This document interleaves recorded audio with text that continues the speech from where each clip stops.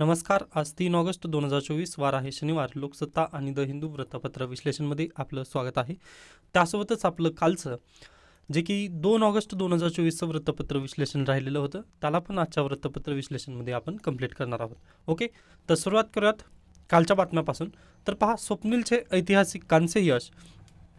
सर्वांना माहिती असेल की महाराष्ट्राच्या स्वप्नील कुसळीने पॅरिस ऑलिम्पिक क्रीडा स्पर्धेत भारताला 3रे पदक मिळवून दिले. कोल्हापूरच्या स्वप्नीलने नेमबाजीच्या 50 मीटर रायफल 3 पोझिशन प्रकारात ऐतिहासिक कांस्य पदकाची कमाई केली आहे. त्यानंतर आपण पुढे जाऊयात. SC मध्ये उपवर्गीकरण. पहा, मी जात होतो, म्हणजे मी ट्रॅव्हलिंगमध्ये होतो, त्यावेळेस मला ही बातमी समजली व माझ्या लक्षात आलं की अगदीच ही बातमी खूप IMP होती. कालच्या वृत्तपत्रामध्ये ना मला ही कव्हर करायची होती, पण ते होऊ शकलं नाही, कारण सर्वांना माहिती आहे मी ट्रॅव्हलिंगमध्ये होतो. Sorry for that. पण आज आपण या बातमीला नक्कीच चर्चेला घेत आहोत. तर पहा, 2014 साली जेव्हा प्रकरण सुप्रीम कोर्टामध्ये गेलेलं होतं पहा, तर त्या केसचं नाव आहे EV चिन्नय्या विरुद्ध आंध्र प्रदेश सरकार. ओके, या केसमध्ये सुप्रीम कोर्टाचं 5 न्यायाधीशांची बेंच बसली. मग 5 न्यायाधीशांच्या बेंचनी निर्णय काय दिला पहा, तर आर्टिकल 341 आणि 342, ओके, या दोघांचा जर विचार केला तर अगदीच राष्ट्रपतीमार्फत ही यादी तयार केली जाते. पण जेव्हा राष्ट्रपतीमार्फत ही यादी तयार केली जाते ना, किंवा तुम्ही संविधान सभेमध्ये ज्यावेळेस आरक्षण देण्याबद्दलचे हे 2 आर्टिकल देण्यात आलेले होते, त्यावेळेस लक्षात काय आलं, तर SC असू द्या किंवा ही ST असू द्या, ओके, ही SC आहे आणि ही ST हे ST समाज आहे. मग हा समाज ना अगदीच एक गट आहे. ओके, याला आपण पहा फोडू शकत नाही, किंवा हा एक समूह आहे, हा SC समूह आहे आणि हा पण ST समूह आहे, अशी डेफिनेशन पूर्वी देण्यात आली होती. व आर्टिकल 341 342 मध्ये पण समूह अशा पद्धतीची डेफिनेशन आहे. व हाच निकाल 2014 साली EV चिन्नय्या या केसमध्ये देण्यात आलेला होता. बरोबर आहे. मग पहा, प्रकरण अशाच पद्धतीने चालू होतं, त्यामध्ये काहीच प्रॉब्लेम वगैरे येत नव्हतं. पण अगदीच पंजाब सरकारने पण काय केलं, ह्या SC आणि ST मध्ये थोडीशी काय म्हणतो उपवर्ग करण्याचा त्यांनी प्रयत्न केला. जसं याच्यापूर्वी आंध्र प्रदेशने केलं होतं ना, अगदी त्याच पद्धतीने पहा याच धर्तीवर पंजाब सरकारने पण केलं. मग प्रकरण गेलं सुप्रीम कोर्टामध्ये. सुप्रीम कोर्टामध्ये गेल्यानंतर पहा, आता याच्यापूर्वी किती 5 सदस्यांची बेंच बसलेली होती. मग आता हा जर 5 सदस्यांचा जर निकाल मोडायचा असेल तर आपल्याला काय करावं लागेल, इथं जास्त सदस्य बसावे लागतील. मग यासाठीच पहा, आता किती बसलेले होते, 7 न्यायाधीश तिथं बसलेले होते बेंचमध्ये. मग 7 न्यायाधीशांच्या बेंचने काय म्हटलं पहा, तर अगदीच हे SC आहेत आणि हे जे ST आपण समूह मानलेला आहे पहा, या समूहामध्ये देखील पहा काही जे जाती आहेत, ओके, त्या अगदीच वरती गेलेल्या आहेत व काही जाती आहेत त्या अगदीच खाली आहेत. म्हणजे त्यांच्यावरती पण अद्याप, म्हणजे पहा, ह्या SC मध्ये पण काय आहेत, मागासले पण वगैरे आहेत व अगदी श्रीमंत अशा पद्धतीने थोडीशी गट पडलेले आहेत. ओके, म्हणजे या समूहामध्येच विभाजन झालेलं आहे व STच्या समूहामध्येच विभाजन झालेलं आहे. ओके, कालचं जर इंडियन एक्सप्रेसचं जर तुम्ही लेख जर पाहिला असाल, आता मला ते आणणं झालं नाही तरी देखील एकच मिनिट द्या. आता इथे पाहू शकता तुम्ही, महाराष्ट्रामध्ये जर तुम्ही पाहिलात तर महाराष्ट्रामध्ये more than 3 dozen SC communities. Okay, 3 डझनपेक्षा जास्त आपल्याकडे काही SC कम्युनिटीज आहेत. त्यापैकी महार आणि मातंग या 2 प्रॉमिनंट गणले जातात असं त्यांचं म्हणणं आहे. ओके, आता अगदीच पहा, हा थोडासा लेख ना एक वेगळ्या अँगलनी वगैरे तुम्ही प्लीज पाहू नका, कारण UPSC आणि MPSC जर म्हटलं तर ना तुम्हाला समाजातील प्रत्येक इश्यूला आपल्याला डिस्कस करणं गरजेचं आहे.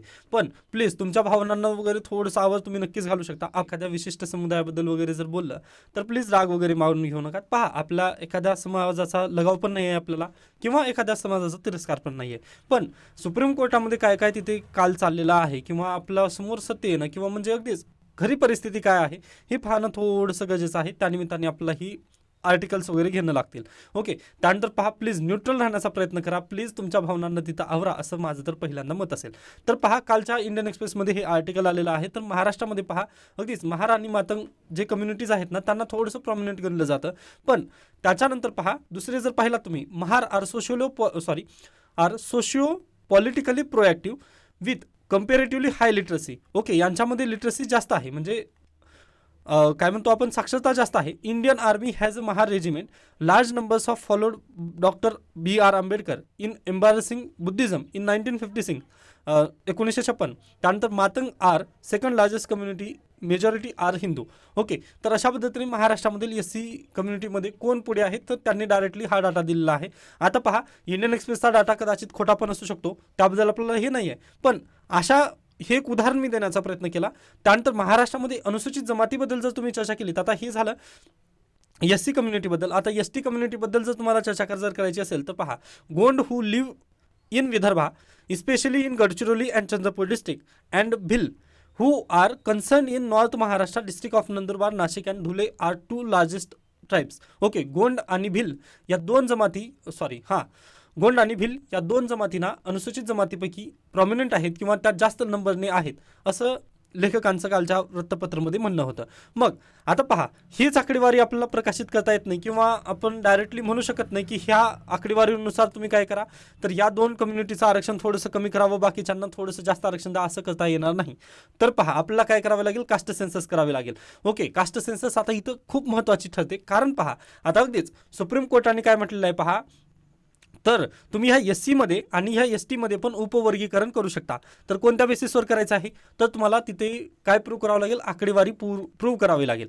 ओके, आकडेवारी कशाच्या बेसिसवर प्रूव्ह केली जाईल पहा, तर अगदीच SC कम्युनिटीचे जेवढे सरकारी नोकरीमध्ये आहेत सध्याला कर्मचारी, त्यांची आकडेवारी वगैरे तिथं मागवली जाईल. बरोबर आहे. मग पहा, आकडेवारीमध्ये SC मध्ये कोणती कम्युनिटी इथं जास्त नंबरवरती आहे, मग कोणत्या आकडेवारीला तिथं जास्त प्राधान्य नाही आहे शासकीय नोकऱ्यामध्ये, हे तिथं पाहिलं जाईल. बरोबर आहे. त्यानंतर तसंच STचं पण होईल. पण नेमकी प्रॉब्लेम कुठून होणार आहे पहा, तर अगदीच तिथे पॉप्युलेशन किती आहे. ओके, एखादे पहा, आता जसं मी गोंड आणि भिल्ल या जमातीबद्दल बनलं. ओके, आता पहा, त्यांची गोंडची जर पॉप्युलेशन असेल 100 व त्यांचं नोकरीमध्ये स्थान असेल पहा अगदीच 20% जर त्यांचं स्थान असेल, तर आपण हे मान्य केलं. व अगदीच त्याच्या विरोधात जर भिल्ल या जमाती जर आपण पाहिलं, तर अगदी त्यांचं 50 आहे व यांना 10% जर स्थान असेल नोकरीमध्ये, तर मग दोन्ही पण ज्या जमाती आहेत ना, त्या दोन्ही समान लेवलवरती आहेत. ओके, मग या समान लेवलवरती असताना आपण त्यामध्ये फोड वगैरे करणं हे अपरिहार्य ठरेल. मग यासाठीच पहा, आपल्याला काय करावं लागेल, तर कास्ट सेन्सस पण तिथं तेवढीच गरजेची आहे. फक्त नोकरीमध्ये किती आकडेवारी ही सांगून आपल्याला चालणार नाही, कारण जोपर्यंत जनगणना म्हणजे जनता किती आहे त्यांची किंवा ती जाती समूह किती आहे हे आपल्याला समजणार नाही ना, तोपर्यंत आपण ही करू शकत नाही अशा पद्धतीने की म्हणजे यामध्ये जी फोड करायची आहे किंवा हे उपवर्गीकरण करायचं आहे ना, ते आपल्याला तसं करता येणार नाही, असं डायरेक्टली आपल्याला सांगता येतं. तरी देखील पहा, आपल्याकडे कास्ट सेन्सस नसताना देखील वर्गीकरणासाठी लवकरच नवा आयोग स्थापन करण्यात येणार आहे. फडणवीस हे उपवर्गीकरण झाल्यानंतर कशा पद्धतीने होईल पहा. उपवर्गीकरण जर म्हटलं तुम्ही तर 100 SC जर आपण 100% जर म्हटलं, ओके, आता त्यांचं बेसिकली आहे 14.5% आरक्षण. ओके, जर तुम्ही पाहिलात ना, सेंट्रल गव्हर्नमेंट असू द्यात किंवा स्टेट गव्हर्नमेंटमध्ये त्यांचं जास्त झालं आरक्षण 15% जातं SC समुदायाचं, आणि STचं जर तुम्ही पाहिलात तर 7.5% म्हणजे 8% जातं त्यांचं आरक्षण. ओके, व आपण यांना जर कन्सिडर केलं 100%, मग पहा, आता ह्या 100%मध्ये फोड केली जाणार आहे. जसं तुम्ही याच्यापूर्वी OBC मध्ये पाहिलेली आहे पहा. OBC मध्ये काय VJ NT वगैरे तशा पद्धतीने आहेत ना समुदाय, अगदी तशाच पद्धतीने आता इथं पण ना 10-20% अशा पद्धतीने इथं काय उपवर्गीकरण केलं जाणार आहे. हेच आहे बेसिकली, म्हणजे ह्या 100%ची योग्यरित्या फोड केली जाईल असं सुप्रीम कोर्टाने काल म्हटलेलं आहे. ओके, मग यामध्ये आपल्याला काही प्रॉब्लेम वगैरे दिसत नाहीये. फक्त हे कधीचं असेल, म्हणजे हे कुठे लागू होईल, तर फक्त हे स्टेट गव्हर्नमेंटसाठी लागू होईल. बरं, ओके, म्हणजे तुमचं जे स्टेटचं कास्ट असेल ना, तर तुमचं स्टेटचं कास्ट या पद्धतीने असेल की तुमची म्हणजे तुमचं जर सब कॅटेगरीमध्ये त्यामध्ये जर आली इन्क्लुडेड 10% 20% ज्या पद्धतीने आरक्षण, तर तेव्हा हे स्टेट गव्हर्नमेंटसाठी लागू होईल. पण हेच आकडेवारी तुम्हाला सेंट्रल गव्हर्नमेंटला लागू होईल का, तर बिलकुल होणार नाही. सेंट्रल गव्हर्नमेंटमध्ये ज्यावेळेस तुम्हाला कास्ट द्यायचं असतं ना, त्या कास्टमध्ये तुमची आता सध्याला जे कास्ट चालतं ना, तेच पुन्हा पण लागू होईल असं आपल्याला डायरेक्टली सांगता येतं. जसं OBCचं आहे ना, आता पहा, OBCचं ज्या पद्धतीने आता सेंट्रलचं कास्ट वेगळं व स्टेटचं कास्ट वेगळं, आता SC आणि ST समुदायासाठी पण आहेच ते. पण जर VJ NT कॅटेगरी असू द्या किंवा SBCचं असू द्या, ओके, मी इथं SC BC म्हणत नाही आहे, तर SBC म्हणतोय. Okay, special backward classes. Okay, आणि ते SC BC मराठा आरक्षणासाठी ते वेगळं आलेलं आहे आता सध्याला. ओके, मग पहा, तुमचं जर SBCचं आता कास्ट महाराष्ट्राचं जर तुमचं SBCचं कास्ट असेल ना, तुम्हाला जर सेंट्रलचं कास्ट हवं असेल, तर तुम्हाला कुठं जावं लागतं, सेंट्रलचं कास्ट म्हटल्यानंतर त्यावरती नाव येतं OBC असं नाव येतं. ओके, म्हणजे पहा, तुम्ही OBCची सब कॅटेगरी म्हणून तुम्हाला SBCचं कास्ट दिलं जाईल महाराष्ट्र राज्यापुरतं, पण ज्यावेळेस तुम्ही सेंट्रल गव्हर्नमेंटचा विचार करता त्यावेळेस तुम्हाला काय OBCचं कॅटेगरी सर्टिफिकेट वेगळं येतं. ओके, आय होप फक्त म्हणजे थोडंसं जास्त किचकट वगैरे करून घेऊ नका, फक्त तुम्हाला माहिती असावं या नात्याने मी सांगत आहे. व UPSC जर तुम्ही करत असाल ना, तर तुम्हाला सेंट्रल गव्हर्नमेंटचं कास्ट खूप महत्त्वाचं ठरतं, कारण तिथे पहा UPSC मध्ये सेंट्रल गव्हर्नमेंटच्या सर्व सर्व्हिसेस आहेत. बरोबर, मग त्यासाठी तुम्हाला सेंट्रल गव्हर्नमेंटचंच कास्ट तिथं लागतं, स्टेट गव्हर्नमेंटचं नाही. हे पण थोडंसं एक ॲडिशनल इन्फॉर्मेशन आहे, कारण ज्यावेळेस तुम्ही फेब्रुवारीमध्ये फॉर्म भरायला जाताना त्यावेळेस तुम्हाला लक्षात येतं की बा आपला जो स्टेट गव्हर्नमेंटचं कास्ट आहे व ते चालत नाही. मग त्यावेळेस खूप धांदली वगैरे उडते आपली, किंवा म्हणजे थोडंसं परेशानी होतो, माइंडसेट वगैरे ते मानसिक त्रास होतो. यासाठी पहा आताच माहिती असणं खूप गरजेचं आहे. त्यानिमित्ताने सांगतो, जर UPSCचा तुम्हाला जर फॉर्म भरायचा असेल तर तुम्हाला ST SC त्यानंतर OBC तुम्ही या रिझर्व्ह कॅटेगरीमधून जर येत असाल तर तुम्हाला UPSCसाठी अगदी सेंट्रल गव्हर्नमेंटचं कास्ट सर्टिफिकेट एक अलग येतं, ते तुम्हाला लागतं. ओके, हे थोडंसं लक्षात घ्या. त्यानंतर आता याच्या पुढे जाऊयात आपण.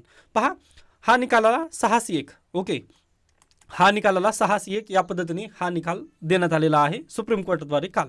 बरोबर आहे. मग पहा, 6 जजांनी काय म्हटलं की वर्गीकरण व्हायला पाहिजे व म्हणजे SC आणि ST मध्ये वर्गीकरण होणं गरजेचं आहे. कारण पहा, यामधील काही जाती काही जमाती अशा आहेत त्या खूप पुढे गेलेल्या आहेत व काही जाती जमाती आहेत त्या खाली राहिलेल्या आहेत. मग या खाली राहिलेल्या पण जमातींना आपला वर घेऊन यायचं आहे. यासाठी काय आपल्याला करायचं आहे, यांची फोड करून ओळखायचं आहे की आरक्षणाची आता खरंच गरज कुणाला आहे. असं कालच्या निकालामध्ये 6 जजांनी मान्य केलं व जस्टिस बेला त्रिवेदी यांनी थोडंसं ते नकार दिलेला आहे.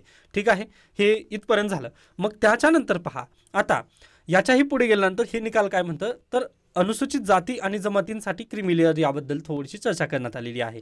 व पहा, याच्यापूर्वी जर तुम्ही SC आणि STचं जर कॅटेगरी सर्टिफिकेट जर पाहिला तर तिथं तुम्हाला ना क्रिमिलेअरची अट वगैरे तिथं तशा पद्धतीने होती. पण OBC बाबतची तुम्हाला अट तिथं OBCचं जर सर्टिफिकेट जर काढायचं असेल तर तुम्हाला अगदीच तिथं काय लागतं, तर क्रिमिलेअर हे नॉन क्रिमिलेअर असल्याचं सर्टिफिकेट तिथं तुम्हाला पहिल्यांदा लागतं. मग त्याच्याच आधारावर OBC कास्ट सर्टिफिकेट तुम्हाला इश्यू केलं जातं. बरोबर आहे. मग आता पहा, SC आणि ST कालच्या निकालामध्ये 4 जजांनी काय म्हटलेलं आहे त्यांच्या निकालपत्रामध्ये की SC आणि ST मध्ये पण अगदीच क्रिमिलेअर आपण बसवायला पाहिजे किंवा नॉन क्रिमिलेअर सर्टिफिकेटची इश्यू करणं गरजेचं आहे. पण लक्षात घ्या, जर हा व्यक्ती IAS झालेला असेल, बरोबर आहे, मग IASची जर तुम्ही सॅलरी जर पाहिलात तर अगदीच 56,000 पासून स्टार्टिंग होते तर 2.5 लाखापर्यंत त्यांची सॅलरी जाते. बरोबर आहे. मग अगदी याचे जे अपत्य वगैरे येणार आहेत, म्हणजे याची नेक्स्ट पिढी जी असेल IASची, मग तो अगदीच सर्व एज्युकेशन संस्था वगैरे तो ना अफोर्ड करू शकतो. बरोबर आहे. म्हणजे या व्यक्तीने जे काही सहन केलं ते याच्या मुलांना सहन करण्याची आवश्यकता आहे का? कारण पहा, हा ग्रुप A सर्व्हिसेसमध्ये आहे व्यक्ती व याच्या मुलांना तो अगदीच जे संस्कृती त्याच्यावरती संस्कार वगैरे झालेले होते किंवा तो ज्या बॅकग्राऊंडमध्ये आलेला आहे किंवा जे त्यांनी स्ट्रगल केलं आहे ते ह्या व्यक्तींना स्ट्रगल करण्याची आवश्यकता नाही आहे. ओके, कारण पहा, नवोदयसारख्या स्कूल आहेत किंवा अगदीच म्हणजे अगदी बेस्ट स्कूलमध्ये वगैरे त्यांची कोचिंग वगैरे तिथे केली जाऊ शकते. बरोबर आहे, त्याच्या मुलांची. मग तसं असेल पहा, तर ह्या IASचा मुलगा आणि साधारण असलेला मुलगा या दोघांचं कॉम्पिटिशन होऊ शकतं का परत? आता पहा, मीना ट्राईबच आपण घेतलं, म्हणजे मीना ट्राईब राजस्थानमधील आहे असं आपण कन्सिडर केलं व त्या मीना ट्राईबमधील एक व्यक्ती आहे IAS, त्याचा मुलाचं कॉन्पिटिशन, आणि एकीकडे दुसरं आहे साधारण वर्गातील पण मीनास ट्राईबमधील एक मुलगा आहे. या दोघांचं जर कॉम्पिटिशन केलं तर कोण जिंकेल? डायरेक्टली पहा, हाच व्यक्ती इथं पुढे येईल ना. मग या व्यक्तीला काय मिळणार आहे? तर काहीच होऊ शकत नाही ना. मग यासाठीच पहा, काल सुप्रीम कोर्टाने काय म्हटलं की असं होत आहे. ओके, जे ग्रुप A सर्व्हिसेसमध्ये वगैरे गेलेले आहेत त्यांच्यासाठी आपण काय करू शकतो, फक्त पहिल्या पिढीला आपण आरक्षण देऊ शकतो. म्हणजे 1 इयर नाही तर पहिल्या पिढीला फक्त आरक्षण देऊयात, कारण दुसरी पिढी डायरेक्टली सक्षम होते, कारण वडिलांच्या बेसिसवर डायरेक्टली हे सक्षम होऊ शकतात. पण पहा, आपले जर वाढवलेलेच तशा पद्धतीने सक्षम नसतील तर आपण कशा पद्धतीने सक्षम होऊ? तर आपला सक्षम होण्यासाठी ना आरक्षणाची खूप गरज आहे, हे जजनी तिथं निदर्शनास आणून दिलं व त्यासाठी त्यांनी काय म्हटलं, जशा पद्धतीने OBCमध्ये नॉन क्रिमिलेअरची संकल्पना आहे तशीच SC आणि ST मध्ये पण येणं खूप गरजेचं आहे असं त्यांचं म्हणणं आहे. व पहा, नॉन क्रिमिलेअर जर आलं तर अगदी बेस्ट आहे असं आपण त्याला नक्कीच दुजारा देऊ शकतो. कारण पहा, ही जर अशा पद्धतीने जर इश्यू येत असेल ना तर पहा, राजा का बेटा ही राजा बनेगा अशा पद्धतीची सिच्युएशन इथं तयार होऊ शकेल. अन्यथा जर आपल्याला ही सर्व काही परिस्थिती समाजातील बदलायची असेल तर आपल्याला एकच करणं गरजेचं आहे, तर नॉन क्रिमिलेअर थोडंसं आपण जर आणलात तर पहा, याचे पॉझिटिव्ह पण आहेत व निगेटिव्ह पण आहेत, ते मी मान्य करतोय. तरी पण निगेटिव्ह आपल्याला जास्त आपल्याला निगेटिव्ह याचे इम्पॅक्ट जास्त दिसत नाहीत नॉन क्रिमिलेअरचे, पण पॉझिटिव्ह इम्पॅक्ट खूप आहेत. कारण जे तळागाळातील समाज आहे किंवा ज्यांना खरंच आरक्षण आजपर्यंत मिळालंच नाही त्यांना आपण वर काढण्यासाठी ना खूप मदत इथं नक्कीच केली जाऊ शकते, नॉन क्रिमिलेअर जर SC आणि ST कॅटेगरीमध्ये आणलं तर. आता अगदीच हे सर्व करण्यासाठी पहा, आपल्याकडे डाटा खूप गरजेचा आहे. ओके, सर्वांना माहिती आहे डाटा आपल्याकडे कधीचा आहे, 2011चा आहे. मग एखाद्या समुदायाचा किती शासकीय नोकरीमध्ये आहेत व किती खरंच ते बेरोजगार आहेत, हे सर्व माहिती केल्यानंतरच ना आपण हे प्रूव्ह करून देऊ शकतो की बा ह्या अनुसूचित जमातीला आपला रिप्रेझेंटेशन जास्त महत्त्वाचं आहे, असं आपलं तेव्हाच प्रूव्ह करता येईल. अन्यथा पहा, अगदीच जे राजकारणी आहेत ते त्यांच्या नफ्यासाठी काय हवेत गोळ्या मारल्यासारखं त्यांनी डाटा वगैरे तयार करून देतील, मग हे अगदी चुकीचं होईल. यासाठी पहा कास्ट सेन्सस होणं गरजेचं आहे. त्यानंतर अगदीच पहा ओबीसी बद्दल पण थोडंसं आपण पाहूयात. तुम्ही माझे कास्ट सेन्सस बद्दलचा एक व्हिडिओ आहे याच यूट्यूब चॅनलवरती तुम्हाला मिळून जाईल. त्यामध्ये मी रोहिणी आयोग 2017चं तिथं मी म्हटलेलं होतं तुम्हाला. ओके, तर पहा रोहिणी आयोग हेच सांगण्याचा प्रयत्न केला होता. ओबीसीमध्ये परत एकदा कॅटेगरायझेशन तिथं करण्याचा प्रयत्न करण्यात आलेला आहे. ओके, आता ओबीसीमध्ये पण पहा काही समुदाय असे आहेत ना त्यांचा खूप विकास झालेला आहे व काही समुदायांचा खूप कमी विकास झालेला आहे. ओके, मग यामध्ये खरी आरक्षणाची गरज कोणाला आहे यासाठी रोहिणी आयोग हा बसवण्यात आलेला तो 2017ला. व त्यांची रिपोर्ट पहा त्यांनी खूप म्हणजे एक्सटेन्शनवर दिलेला आहे. त्यांना अगदी लास्ट इयरमध्ये पण त्यांना एक्सटेन्शनवरती ठेवण्यात आलेलं होतं. त्यांची रिपोर्ट त्यांची फायनल झालेला आहे पण त्यांना एक्सटेन्शनवर ठेवलेलं आहे. का तर पहा, जर ही ओबीसीची रिपोर्ट जर बाहेर आली व त्यांनी नॉन क्रिमिलियर 8 लाख ते 12 लाख, ओके आता 8 लाखाची लिमिट आहे, आता उद्या जर चालून ती 12 लाख जर करण्यात आली तर नक्कीच ओबीसी समाजामध्ये रोष निर्माण होऊ शकतो. व पहा हे रेकमेंडेशन आहेत, 12 लाख हे रेकमेंडेशन आहे. सध्याला 8 लाख जर तुमचं उत्पन्न असेल तर तुम्हाला काय नॉन क्रिमिलियरचं सर्टिफिकेट भेटतं, पण तुम्ही 8 लाख जर एक्सिड केलात ना तर तुम्हाला नॉन क्रिमिलियर मिळत नाही. अगदी त्याच धर्तीवर पहा तुमचं 12 लाखपर्यंत जर उत्पन्न असेल, आता म्हणजे रिकमेंडेशन नवीन आलेले आहेत त्यानुसार पहा 12 लाख ज्या व्यक्तींचं उत्पन्न असेल त्यांना नॉन क्रिमिलियर गणलं जाईल व 12 लाखापेक्षा जर पुढे गेलात तर क्रिमिलियर असं कन्सिडर केलं जाईल. व आज घडीला तुम्हाला माहिती आहे आपला टॅक्स कधीपासून लागू होतात तर 3 लाखापासून टॅक्स वगैरे लागू होतात, बरोबर आहे. मग अगदीच या बेसिसवर जर तुम्ही पाहिलात, या दृष्टिकोनातून जर पाहिलात तर अगदी 12 लाखपर्यंतचा जर व्यक्ती म्हटल्यानंतर तो भरपूर टॅक्स देतो सरकारला. ओके, व तो व तो नॉन क्रिमिलियर कसा काय होऊ शकतो. यामुळे पहा अगदीच खूप समाजामध्ये रोष वगैरे निर्माण होईल. यासाठीच पहा नरेंद्र मोदी जे सरकार आहेत किंवा जे आता सध्याला की लास्ट इयरचं पण मोदी 2.0 किंवा आता सध्याला मोदी 3.0 असं म्हणणं म्हणजे थोडंसं गैर ठरेल. कारण पहा आपण भारत सरकार म्हणूयात पहिल्यांदा, तर पहा भारत सरकार त्यामुळेच ही जी आकडेवारी आहे ना ते समोर आणत नव्हती. ओके, मग आता पाहूयात की आता SC आणि STचं जर तशा पद्धतीने आकडेवारी वगैरे जर समोर आणली तर काय होईल. ओके, कारण पहा खूप म्हणजे खूप सेन्सिटिव्ह इश्यू आहे हा. ओके, म्हणजे आपल्याला सर्वांना माहिती आहे धर्म जात आणि काय म्हणतो आपली जी लँड आहे ना याला अनुसरून जर तुम्ही काही पण करण्याचा जर प्रयत्न केला तर समाजामध्ये रोष आक्रोश उठतो. मग यासाठी पहा खूप सरकारला ना सर्वांशी चर्चा करूनच हे किंवा जनजागृती करूनच ना हे आपलं इश्यू उचलणं गरजेचं आहे. ओके, म्हणजे आत्ता मी सांगितलं ना तुम्हाला की पहा एखादा IAS व्यक्ती आहे सध्याला व त्याच्या मुलाला सगळे रिसोर्सेस मिळू शकतील व एखादा शेतकऱ्याचा मुलगा आहे त्याला तशा पद्धतीने कोचिंग वगैरे अफोर्ड करू शकत नाही. मग शेतकऱ्याचा मुलगा लवकर IAS बनेल की IASचाच मुलगा IAS लवकर बनेल. तर सर्वांना माहिती आहे IASचाच मुलगा IAS बनेल, कारण पहा घरापासूनच त्याला स्कूलिंग तशा पद्धतीने झालेली आहे. ओके, हे मान्य करणं गरजेचं आहे. यासाठी पहा क्रिमिलियरची पद्धत आणली तर बेस्टच आहे असं मी म्हणेल. म्हणजे अगदीच पण जनजागृती करणं ना खूप गरजेचं आहे, एवढं आपल्याला इथं बेसिकली सांगता येतं. कारण पहा इथे तुम्ही सर्व राज्यांची इथं देण्यात आलेली आहेत. महाराष्ट्रामधील कोण डॉमिनंट आहेत, त्यानंतर राजस्थान, ओडिसा, छत्तीसगड. ओके, तुम्ही लिस्ट वगैरे ती पाहून घेऊ शकता, तसं काही नाही आहे.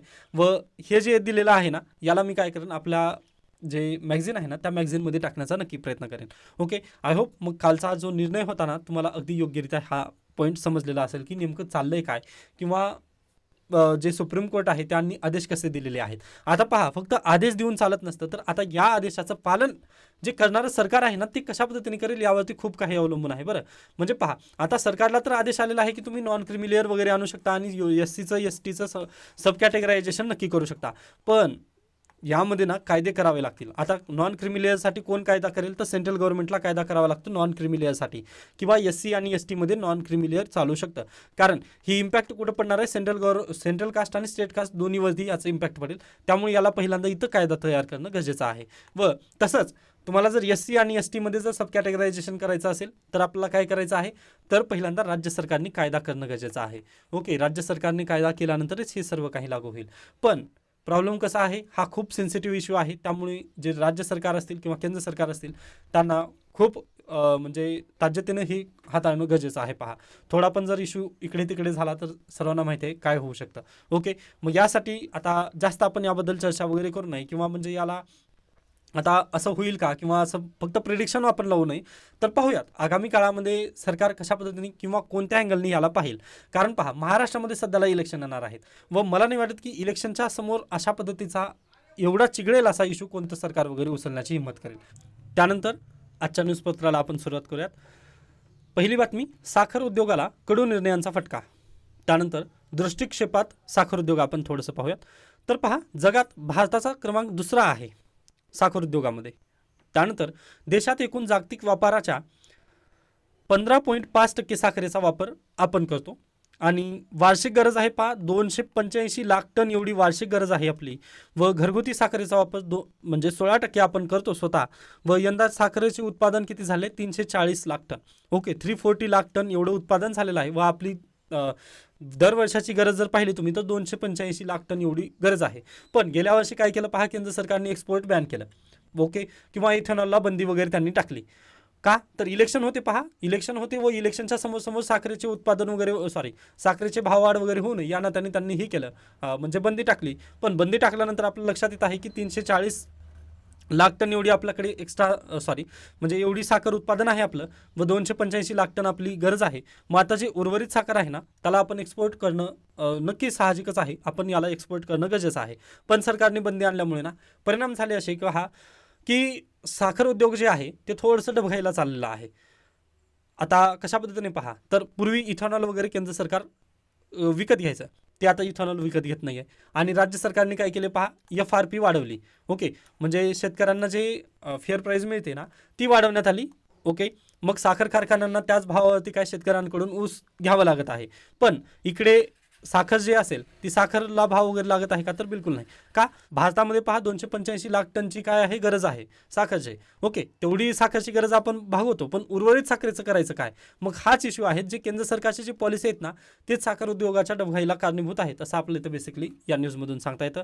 त्यानंतर राजकीय खटले मागे, मराठा आंदोलनाचा फटका बसल्याने राज्य सरकारची खबरदारी. आता पहा, मागे तर घेतलेले आहेत खटले, पण त्या खटल्यांमध्ये पण ना त्यांनी काही अटी टाकण्यात आलेल्या आहेत. ओके, आता या अटी जर पाहिलात तुम्ही तर पहा, राजकीय आणि सामाजिक आंदोलनातील ज्या गुन्ह्यांमध्ये जीवितहानी झालेली नसेल, तसेच खाजगी वा सार्वजनिक मालमत्तेचे 5 लाखापेक्षा अधिक नुकसान झालेले नसेल, अशा गुन्ह्यात 31 ऑगस्ट 2024 पर्यंत दोषारोपपत्र दाखल होतील असे खटले मागे घेण्याचे आदेश पोलिसांना देण्यात आलेले आहेत.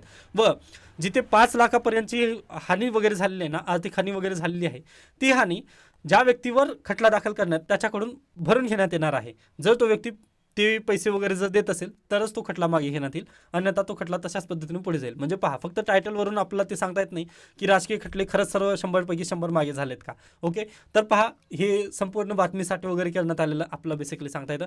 त्यानंतर राज्यपालांनी केंद्र सरकार आणि राज्यांमधला दुवा व्हावी, परिषदेत पंतप्रधान नरेंद्र मोदी यांचे आवाहन.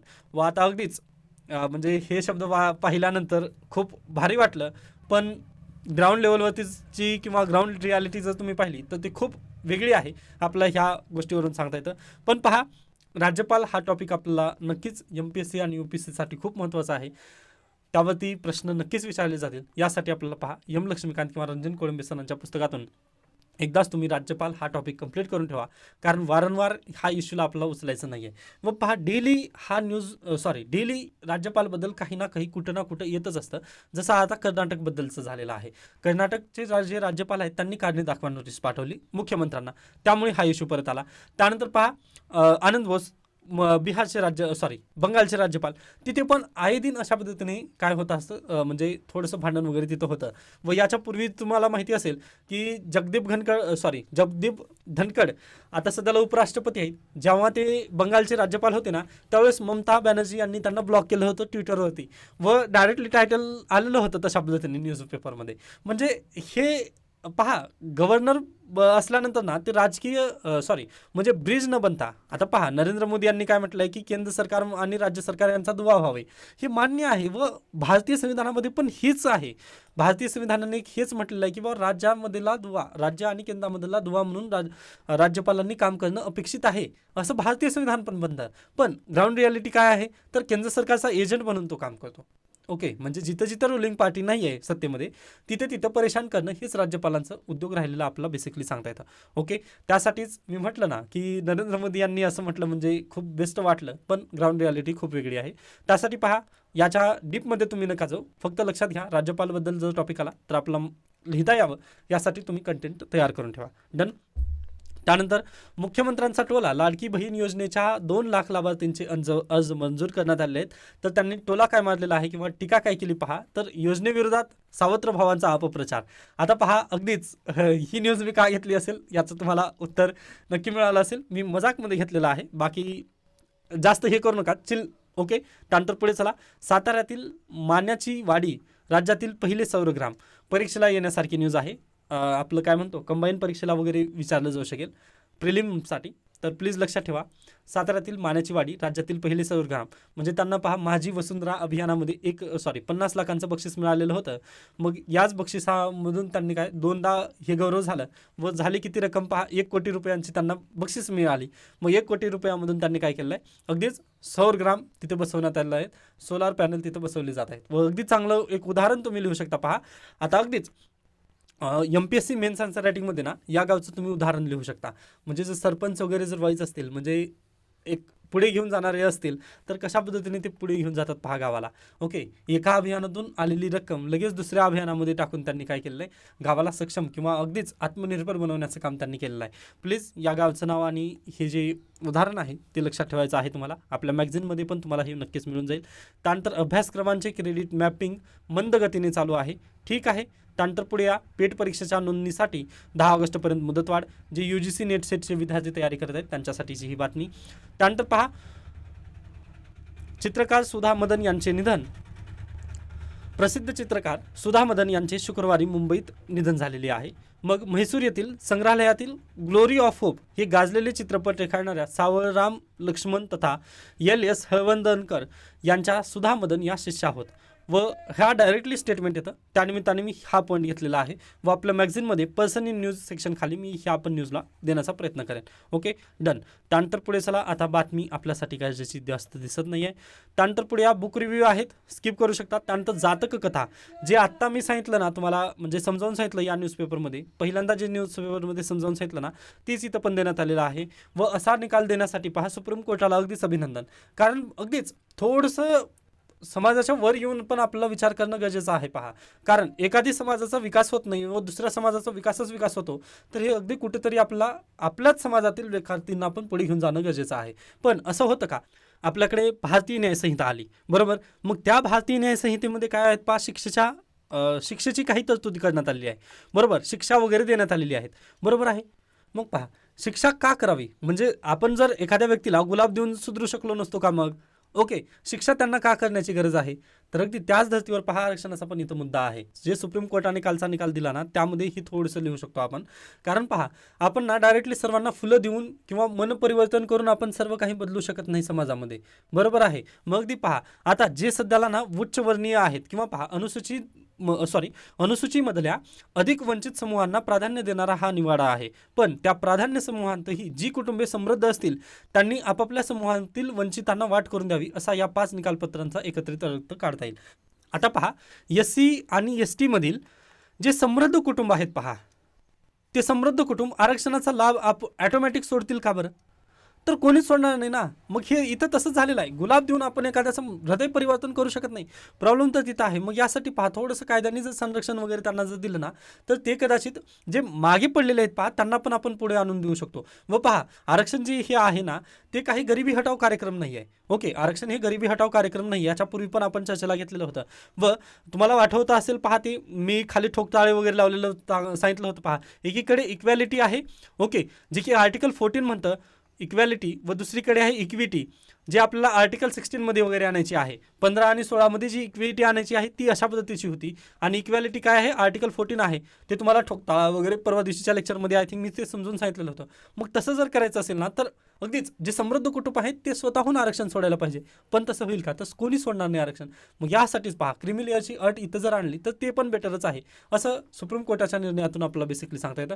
व पहा, जे 5 न्यायाधीशांनी जे म्हटलं ना, तर अगदी तेच होतं. म्हणजे त्याचा एकत्रित अर्ज जर लावायचा जर प्रयत्न केला आपण, तर त्यांचं म्हणणं तेच आहे की जे समृद्ध कुटुंबीय आहेत ना, त्यांनी जे आपल्या मागचे जे काय म्हणतो थोडेसे वंचित राहिलेले आहेत ना, त्यांना वाट करून देणं खूप गरजेचं आहे. यासाठीच कालचा निकाल आलेला आपल्याला बेसिकली सांगता येतं व हे कौतुकच आहे असं आपल्याला बेसिकली म्हणायचं आहे.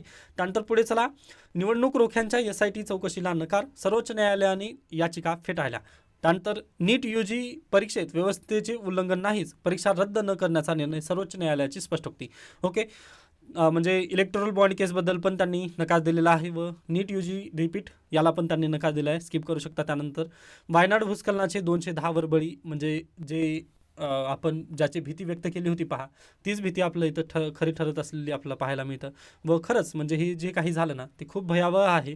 त्यानंतर पुढे जाऊयात आपण. राणीच्या बागेत काळविटाचे दर्शन लवकरच. भायखळा येथील वीर माता जिजाबाई भोसले उद्यान आणि प्राणी संग्रहालयाच्या नूतनीकरण आणि आधुनिकीकरणानिमित्त शिल्लक असलेल्या 2 काळविटांचे पण काय म्हणजे निधन झालेलं आहे. मग आता लवकरच त्यामध्ये पहा परत एकदा, म्हणजे याच्यापूर्वी ना 31 तिथं काळविटं होती, पण त्यापैकी 29 काळविटांचं निधन झालं. मग उर्वरित फक्त 2 होती, पण मॉडर्नायझेशन किंवा नूतनीकरण करण्याच्या नावाखाली त्या दोघांचं पण निधन झालेलं आहे. यासाठी पहा राणीच्या बागेत काळविटाचे दर्शन आपल्याला किंवा म्हणजे लवकरच तिथं काय प्रस्थापन वगैरे करणार आहे, जे सरकार आहे ते प्रस्थापित वगैरे त्यांना करणार आहेत. ती चांगली गोष्ट आहे असं आपण म्हणू शकतो. त्यानंतर पहा काय आहेत, क्रीडा न्यूज आहेत. क्रीडा न्यूज पण आपल्यासाठी जास्त काही गरजेचं नाहीत, त्यामुळे आता आपण इथं थांबूयात. हां, आणखीन एक महत्त्वाची न्यूज म्हणजे पहा, यंदा 51 लाखपेक्षा अधिक प्राप्तिकर विवरणपत्रे दाखल. 72% करदात्यांची नवीन प्रणालीला पसंती, म्हणजे जे न्यू इन्कम टॅक्स रिजिम आहे त्याला 72% लोकांनी काय पसंती दर्शवलेली आहे. व 51 लाखापेक्षा अधिकचे काय आलेले आहेत इन्कम टॅक्स रिटर्न काल फाईल झालेले आहेत व 31 जुलै जी आहे ती लास्ट डेट होती. तर अशा पद्धतीने आजचा लोकसत्ता इथं संपत. त्यानंतर पहा आजचा द हिंदूमध्ये पण जास्त काही बातम्या नाहीत, एडिटोरियल पण तेवढेसे मला काही कामाचे वाटलेले नाहीत. ते काय म्हणतो ड्रॅगन पॉलिसी म्हणजे चायनाची पॉलिसी वगैरे दिलेली आहे. त्यानंतर unstated shift in Modi economic direction, हे नरेंद्र मोदी यांची इकॉनॉमिक पॉलिसी याबद्दल चर्चा करण्यात आली आहे, पण मी याला रिकमेंड करत नाही आहे तुम्हाला की वाचावं वगैरे, तर स्किप करू शकता. कारण पहा खोदा पहाड निकला चुहा आपल्यासाठी जास्त तेवढंसं गरजेचं नाही आहे. त्यानंतर हे परत वायनाड वगैरे त्या संदर्भातच न्यूज आहेत. हां, त्यानंतर आणखीन एक महत्त्वाची न्यूज म्हणजे प्रिव्हिलेज मोशनबद्दल आपल्याला चर्चा करायची आहे. आता ते कोणाविरोधात येणार आहेत त्याबद्दल आपल्याला चर्चा नको करू, पण माहिती असायला हवं की याच्यापूर्वी नरेंद्र मोदी, त्यानंतर आता अमित शहा प्रिव्हिलेज मोशन त्यांच्यावरती येणार आहे. मग प्रिव्हिलेज मोशन वगैरे काय असतं हे आपण आगामी लेक्चरमध्ये नक्की पाहूयात. आता आपण आज इथे थांबूयात, म्हणजे आजच मी आलेलो आहे व लगेच न्यूजपेपरला आपल्याला खंडित करायचं नाही आहे, कारण खूप विद्यार्थ्यांची सजेशन होती की सर न्यूजपेपर खंडित करायचा नाही. तर आता मी ते मान्य केलं आहे, पण आता प्लीज तुमची पण एक कर्तव्य असेल तर अगदीच याला तुम्ही शक्यतो ना संपूर्ण व्हिडिओ पाहत चला व जर शक्य झालं तर अगदीच सजेशन मला नक्की द्या. पण निगेटिव्ह जे कमेंट असतील, म्हणजे आता अगदीच आज आपण कास्ट सेन्ससबद्दल वगैरे बोललो, तर पहा राजकीय कमेंट करणं प्लीज टाळा. बाकी तुमचे जर सजेशन असतील की सर आता एका विद्यार्थ्यांचं मेसेज आलेला आहे की सर मॅरेथॉन सेशन वगैरे घ्या, तर मी सॉरी मी पाहण्याचा प्रयत्न करेन जानेवारी ते जुलैपर्यंत, जून दरम्यानपर्यंतचे, जानेवारी ते जूनपर्यंतचे जेवढं करंट अफेअर्स आहे ते मी घेण्याचा नक्की प्रयत्न करेन एका व्हिडिओमध्ये. अगदी शक्य झालं तर मी तसे प्रयत्न करेन. त्यानंतर काही विद्यार्थ्यांचे सजेशन आहेत PYQ बद्दलचे, तर मी PYQ बद्दल पण लवकरातच काहीतरी पॉलिसी वगैरे आणण्याचा प्रयत्न करेन. ओके, प्लीज पॉझिटिव्ह सजेशन नक्की द्या, पण राजकीय कमेंट करणं थोडंसं टाळा असं माझं एक मत असेल. कारण ना ते निगेटिव्ह कमेंट भेटल्यानंतर असं वाटतं की आपण कुठेतरी चुकलो, मग ते थोडंसं माइंडसेटवरती पण परिणाम होतो माझ्या. ओके, तर आता इथे थांबूयात. याबद्दल काही शंका काही सजेशन असतील तर नक्की सांगू शकता. धन्यवाद.